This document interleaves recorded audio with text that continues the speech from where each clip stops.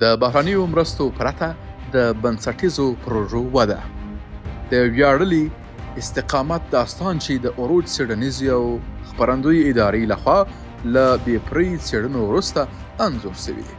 د امریکا د اشغال په دوره کې پر بهرنیو مرستو سخت تکیه موجود و. په افغانستان نن د خپل تاریخ یو نوې مرحلې ته ننوتلی دی. هغه مرحله چې پکې بنسټیزې پروژې د پردیو په پیسو نه بلکې په کورنیو امکاناتو، منسجم مدیریت او د اسلامي امارت په سیاسي هوډ سره پرمخ ځي. په داسې حال کې چې ډېری خلکو ګمان کوه چې د بهرنیو مرستو په بندېدو سره به په افغانستان کې د پراختیا څرخ له حرکته ولویږي، خو د هیواد نننی واقعیت یو بل روایت وړاندې کوي. افغانستان د اسلامي امارت تر واکمنۍ لاندې نوې لاره پیل کړې ده. هغه لاره چې پر ځان بسیاینې، ملي مدیریت او له کورنیو سرچینو څخه پر ګټې اخیستنې ولاړه ده. اسلامي امارت په داسې شرایطو کې د چارو واګې په لاس کې واخیسته چې ډېرې بنسټیزې پروژې یا نیمګړې پاتې وي او یا هم په بشپړ ډول په ټپه ولاړې وي.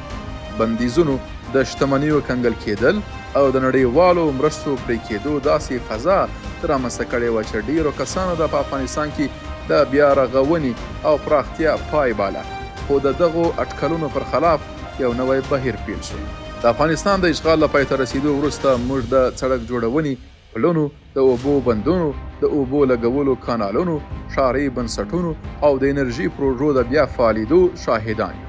هغه پروژې چې دا ځل پر کورنیو سرچینو او ملي عوایدو په تمرکز سره پرمخ ځي.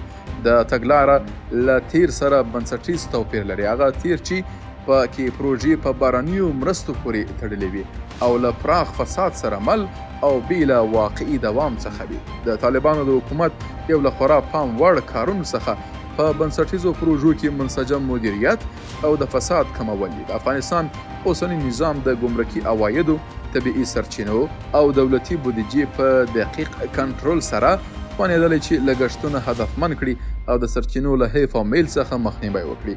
همدا لامل دی هغه پروژې چې پخوا به کلونه ځنډېدي اوس په ډېر سرعت او لږ لګښت پلي کېږي. د سړک جوړونې په برخه کې د ولایتونو ترمنځ مهمې لویې لارې چې کلونه ویجاړې سوي یا نیمګړې پاتې وي نن د ترمیم یا بیا رغونې په حال کې دي. هغه مسیرونه چې نه یوازې د خلکو تګ راتګ یې اسانه کړی بلکې کورني او سیمه ییز سوداګري هم پیاوړې کړې ده. سراسري امنیت چې د اسلامي امارت له اصلي لاسته راوړنو څخه ګڼل کېږي د دې پروژو د پلي کولو لپاره بنسټیزه زمینه برابره کړې ده.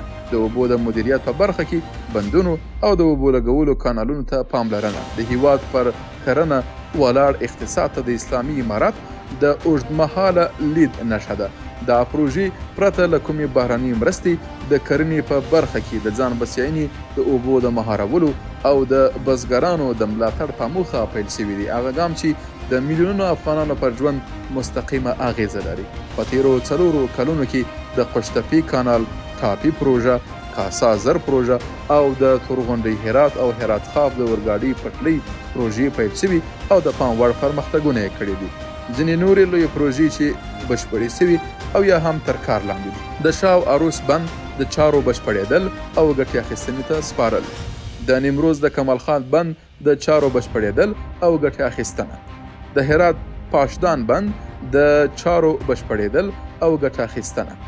د هرات کابل لویې لارې بیا رغونه، د سالنګ د ګالریو او تونلونو بیا رغونه او د کابل کندهار سړک د لومړۍ کرښې بشپړېدل.